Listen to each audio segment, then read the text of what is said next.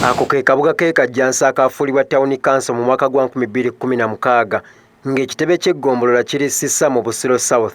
Abatuuze b'omu kabuga kano beekokkola embeera gye bawangaaliramu nti tewoomya nnakabululu.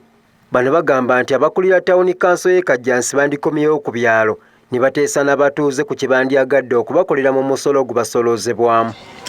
Omusolo ogusoloozebwa Kajjansi Town Council fenga abatuuze oba ba landlords tetuganyuddwamu olw'okuba nti tetufuna kuyambibwanga bw'olaba ekkubo lyaffe lino ate nga tulinawo naffe bizinensi. Bali badde bajja wansi ku gulawundi ne batuuza ensikiiko mu byalo ne beebuuza ku bantu kiki ekisinga okubaluma mu kyalo kyaffe kino. Bano beemulugunyiza ne ku mbeera y'oluguudo olugenda ku ddwaliro ly'omu kitundu kino lwe bagambye nti lujjuddemu ebiwonko nga ne gye buvuddeko omwana yagwa mu luwonko katono afiiremu. Twagala bakola amakubo bakole omwala guno baguzimbe ekinnya kiveewo wano kuba kati omwana waffe yajja n'agwa wano naye bwe yagwawo buli omu akola ki buli omu amwesamba buli omu talina kyakola batukolera ekinnya ekkubo lino balizimbe omwala baguzimbe. Mukoka okuwomoggola oluguudo luno kyaluviirako okufunda ng'abatuuze kati bagamba nti lwandiviirako obubenje. N'emmotoka tezisobola kwesiŋŋanya lwaki eyisiŋŋanye guno omwala lino ekkubo akakubo kali bwe kati batereeze ekkubo bazimbe omwala. Namusoke Rose nga musawo wa kyalo yeemulugunyiza ku ddagala erimuweebwa okuva ku ddwaliro lya Kajjansi Health Center 4 nti ttono nnyo ate oluusi terijja. Eddwaliro lyaffe kati nga bendirabe population nnene eriyo naye eddagala lijja nga ttono bongere ku ddagala lye baleetawo.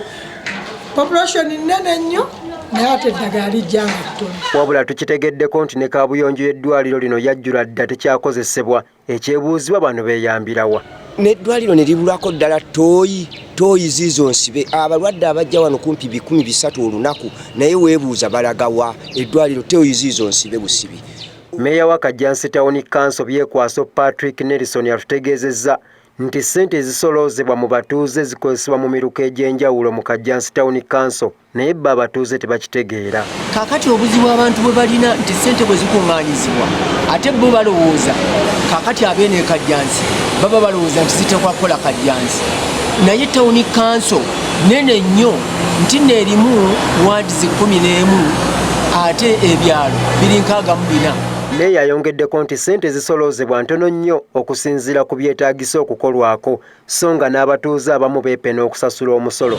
Tino tulina emiruka gye nkugambye oba waadizi 11 waadizi 4 ze zivaamu kumpi ssente emisolo egitegeerekeka kaakati ate ziri 7 eyo yo teriyo na ssente zivaayo naye ate nga beetaaga services kubanga bonna bali mu Kajjansi Town Council. Kati abatuuze baagala ssente zibasoloozebwamu zisibweko akakiiko akazinoonyerezaako basobole nabo okuziganyulwamu. Kiyingi Moses, Delta TV, Amasukulumu.